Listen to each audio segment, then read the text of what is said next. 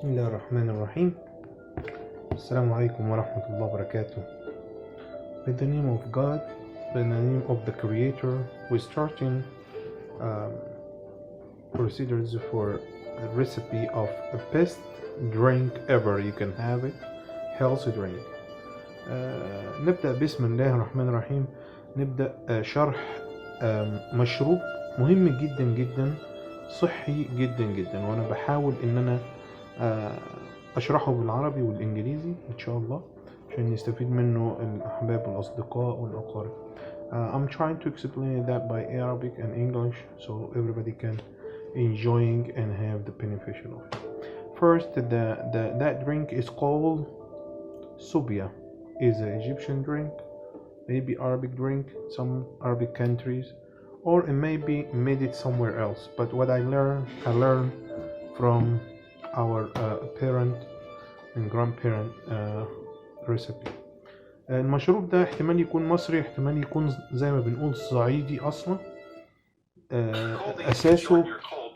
اساس المشروب ده فعلا بيبقى يعني اساس المشروب ده فعلا، انا اسف، اساس المشروب ده فعلا الصعيد. So the basic of this drink, which my knowledge is from Upper Egypt. This is from grandparent. That drink is called Subia.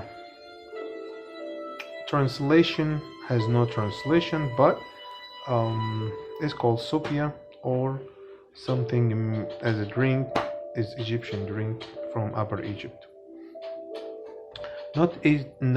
I would like to let you know, not every drink or food has to have translation exactly by different language. It might be the name, it's just pick it up the name from this culture, from this environment has been created and they used to drink. Anyway, we're not talking long, but the video try to be short as possible. First, you have to prepare 2 or 3 empty bottle. This has a little bit orange soda. طبعا قبل ما نحضر المشروب لازم نجهز ازايز فاضية، والازايز اما 2 أو 3، ويستحسن 3 على الحجم ده، يستحسن 3، لكن انا عشان هعمله بطريقة هستخدم فيه 2، وبعدين الازازة الثالثة هي حاليا فيها المشروب وهو خلاص خلص. هي الازازة دي كانت دراي، وهو ده المشروب اللي انا هنعمله. This is the drink. I have made it before and it's almost gone. So we preparing 3 bottle for this measure of the recipe. هنجهز 3 ازايز عشان هنملى نصهم بس. We have to fill it up a half of this bottle. Why? It's not going to be a full, it has to have a half, because it has to have a space, because it's rising up. That drink is rising up. That drink is stronger ever than any kind of soda. المشروب ده هيغنيك عن اي مشروبات الصودا اللي هي المشروبات الغازية. This drink will let you leave the soda. You're not going to drink soda anymore. You don't need it, because this is stronger ever than the soda and is very healthy from something you eat. First, we have a half a cup of sugar, which is the best sugar you can have, sugar cane, and this is the brand. I don't want to make it commercial for the brand, but this is how it looks like. That's the sugar cane, which is original. Exactly original. It's called original. So let's start. So have a cup of sugar, and then we have a cup, not folded up, is the flour, and then big spoon sugar cane, and big spoon yeast. Yeast, even if you have active dry yeast, or if you have active dry yeast, or you have organic yeast. Some in Egypt they use organic yeast, so they have organic yeast too. And then we have the blender. So we move that stuff. We just try to make it organized. So let's start. First, we going to put the dry first things, which is the flour. هنبدأ نحط الدقيق. عندنا كوباية دقيق، هنحط كوباية الدقيق، وعندنا نص كوباية سكر،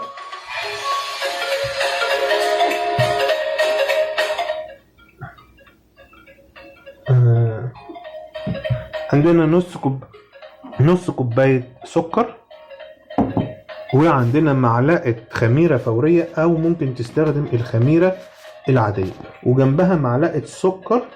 وده اللي احنا الخميرة الفورية اللي احنا بنستخدمها عشان ما عنديش خميرة طازة. فهمنا. طبعا انا عايرت الكوبايات بالمقاييس دي. لو احنا بصينا هنا في الكوباية على الجنب فيها مقياس، ودي معيار كوباية، ولما عايرت الكوباية هنا حطيتها هنا بمعيار كوباية فعلا، ومعيار نص كوباية هنا فعلا، ودي عايرت بالمعلقة، والمعلقة اللي هي حجم المعلقة العادية، ده حجم المعلقة العادية، حجم السكر معلقة مليانة. This is what the spoon you measure it with it. Big spoon yeast and big spoon sugar. And I measure it with this measure and it's full cup exactly. So let's start it. So first we have this.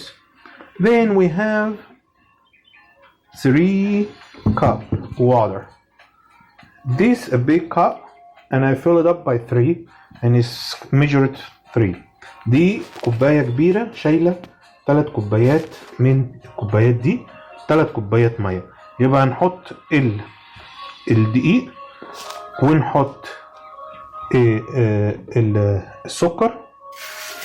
حطينا الدقيق والسكر فين؟ حطيناه في الخلاط.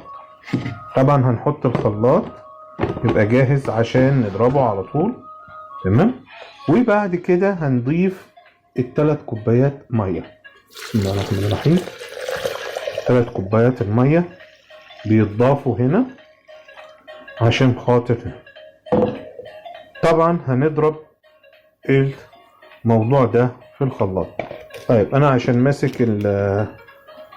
ماسك الكاميرا بايدي فهدوس على طبعا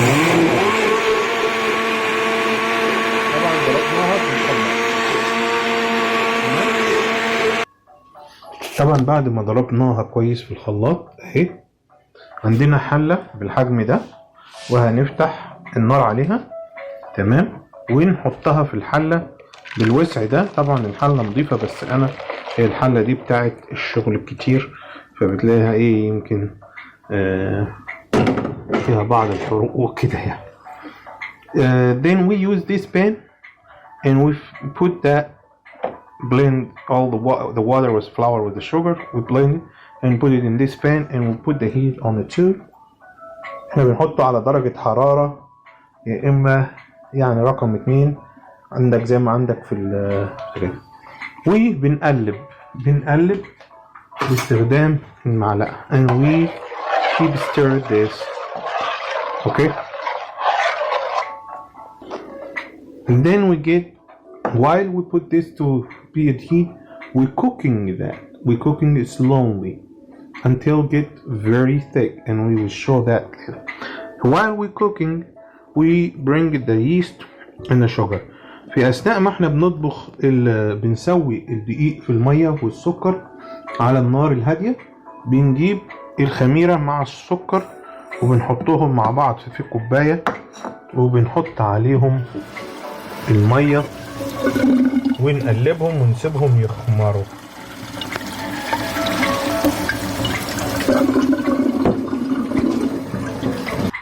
طبعا اوعى نحط الخميرة والمشروب والعجينة دي هنا مستويتش، او بعد ما تستوي لازم نسيبها تبرد.